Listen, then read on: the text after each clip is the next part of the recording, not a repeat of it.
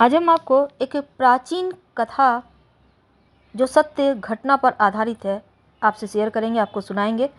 मोर मोरनी की कहानी कि संसार में मोर मोरनी की उत्पत्ति कैसे हुई। चलिए आज हम जानते हैं कथा के माध्यम से। एक प्राचीन मंदिर महारानी का था जिसमें कोई भी पूजा नहीं करता था। एक दिन एक छोटी सी बच्ची की श्रद्धा माँ के ऊपर आ गई। अब वो बच्ची हर रोज़ आकर माँ के मंदिर में माँ का पूजा करने लगी और उसका नियम था, वो रोज़ माँ के मंदिर में आती थी और माँ का पूजन करती थी। धीरे धीरे वो लड़की बड़ी हो गई और माँ की कृपा उस बच्ची पर बढ़ती चली गई। एक दिन की बात है, वो बच्ची मंदिर में पूजा कर रही थी और उसी समय एक लड़का उसी मंदिर के रास्ते से गुजर रहा था। उसने विचार किया कि चलकर माँ के दर्शन कर लेता हूँ। दर्शन करने की इच्छा से जब वो लड़का माँ के मंदिर में पहुँचा तो कदम तो माँ के मंदिर में ही था, लेकिन जो लड़की माँ की पूजा कर रही थी उस पर जैसे ही उस लड़के की नज़र पड़ी तो वह उस लड़की को देखता रह गया। लड़की थी ही इतनी सुंदर, मानो कोई परी है जो आसमान से उतरी हो इस जमीन पर। तो उस लड़की को देखकर लड़का अपना शुद्ध बुद्ध खो बैठा था और फिर माता रानी से ही प्रार्थना करने लगा कि माँ, ये कैसा चमत्कार है। अगर ये सत्य है तो मैं दरबार में तभी आऊँगा जब मेरी मुराद तू पूरी कर देगी। जिस दिन इस लड़की से मेरी शादी हो जाएगी तभी मैं तेरे दरबार में आऊँगा।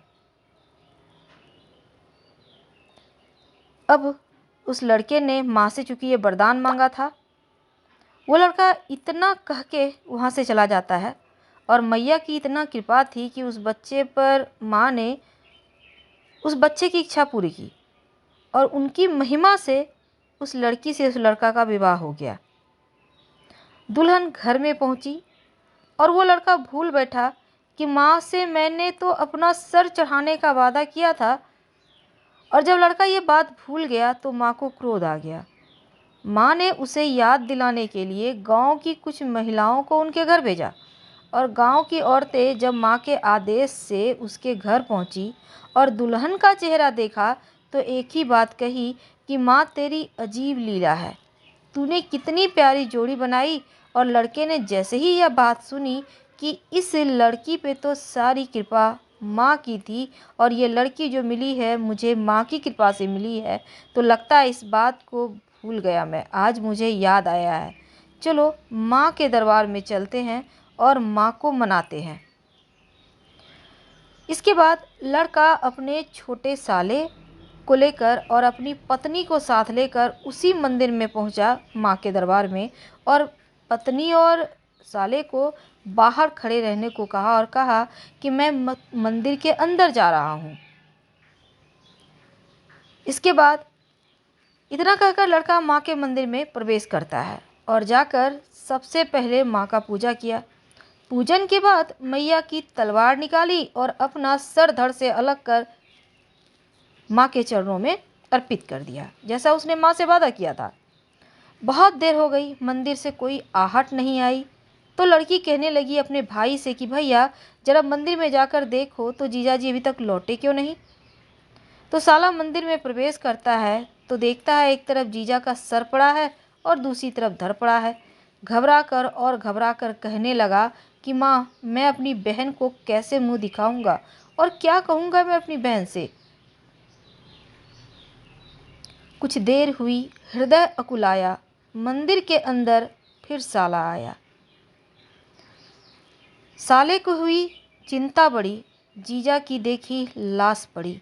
साले को हुई चिंता बड़ी, अब कैसे समझाऊं मन को, क्या उत्तर दूंगा बहन को, कैसे समझाऊं मन को। त्रिशूल भवानी का लेकर अपना सर उतार दिया। बहुत समय बीत गया, जब भाई नहीं लौटा, पति भी नहीं लौटा, तब लड़की सोचने लगी कि आखिर माँ के मंदिर से क्यों लौट नहीं रहा कोई, और ये मंदिर से बहता हुआ खून कहाँ से आया। अब वो लड़की भागती भी जब माँ के पास मंदिर में गई तो देखती है एक तरफ पति का धड़ और सर पड़ा था, एक तरफ भाई का धड़ और सर पड़ा था। लहूलुहान भाई और पति को देखकर वो लड़की पागल सी हो गई और रो रो कर माँ से विनती करने लगी। तो मैया को कहती है कि अब डूब गई मैं मझधार में। लड़की कहने लगी कि माँ, जब मेरा पति नहीं रहा, ना भाई रहा, तो मैं मायके की भी नहीं रही और ना ससुराल की रही। मैं जीकर क्या करूँगी। इस लीला को समाप्त करके वो लड़की दौड़ कर गई और माँ की तलवार निकाल ली और चलाने लगी। तो मैया की मूर्ति से आवाज़ आई और कहा कि सुन, तू मरने की जिद मत कर, मैं तेरी सारी इच्छाएं पूरी कर दूंगी। अब माँ कहती है लड़की से कि जिद छोड़ दे, दोनों के सर को जा धड़ से जोड़ दे। इनकी लीला अनमोल हुई। लड़की से भारी भूल हो गई, क्योंकि सर साजन का धर बीरन का, दुर्भाग्य था बड़ा अभागन का। अब किसको अपना पति माने और किसको अपना कहे भाई। तब और उस लड़की की ये बड़ी भूल, पति का सर वो भाई के धड़ से लगा चुकी थी और भाई के धड़ से पति का सर लगाया। फिर माँ से कहती है, माँ, इसमें मेरा पति कौन है और भाई कौन है। तब माँ कहती है, बेटी, सर तो तुमने हैं लगाए और जो गलती तेरे से हुई है उसका भुगतान तो तुझे ही करना पड़ेगा। अब तू पति को पति तो कह सकती है, लेकिन पति का रिश्ता नहीं बना सकती, क्योंकि धड़ तो तेरा भाई का है। और बेटी, जिस पर तेरे भाई का सर लगा है यही तेरा पति है और इसी को तू अपना पति मान सकती है। लड़की कहती है, माँ, सारा संसार तेरे को माँ मानता है। मेरे भी लाखों अरमान हैं, मुझे भी कोई माँ कहे, कोई हो जो मुझे माँ का कर पुकारे, लेकिन माँ, मेरी सारी इच्छाएं तो यहीं खत्म हो गई। तब माँ कहती है कि पुत्री, मैं तुझे आशीर्वाद देती हूँ कि तुम भी माँ बनेगी, लेकिन तुझे अपना रूप बदलना होगा। और मैया ने अपनी शक्ति से दोनों को मोर और मोरनी बना दिया। फिर क्या हुआ।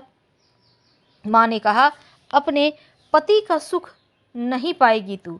अपने पति की सारी इच्छाओं को छोड़कर बस तू अपना पति समझेगी तो सारा सुख पाएगी। और तू जो अपने पति से सुख चाहती है वो तुझे कभी नहीं मिलेगा, क्योंकि तूने जो गलती की है उसका भुगतान तुझे भुगतना ही होगा। तू अपने पति को देखकर और जो उसके आंसू गिरेंगे, जब मोर नाचता है तो बड़ा सुंदर लगता है और मोर अपने आप पर गर्व करता है कि मैं बहुत सुंदर हूँ।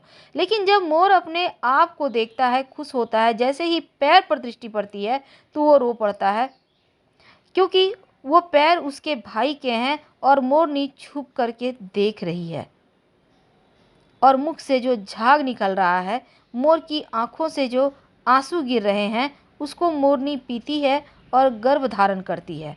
और माँ उसके मरे हुए भाई को, जिस पर पति का धड़ लगा हुआ था, उसे कबूतर बना दिया। तो ये कहानी लोक कथा पे आधारित है। पसंद आए तब वीडियो को लाइक कीजिए, चैनल को सब्सक्राइब कीजिए और अपनों से शेयर जरूर कीजिएगा।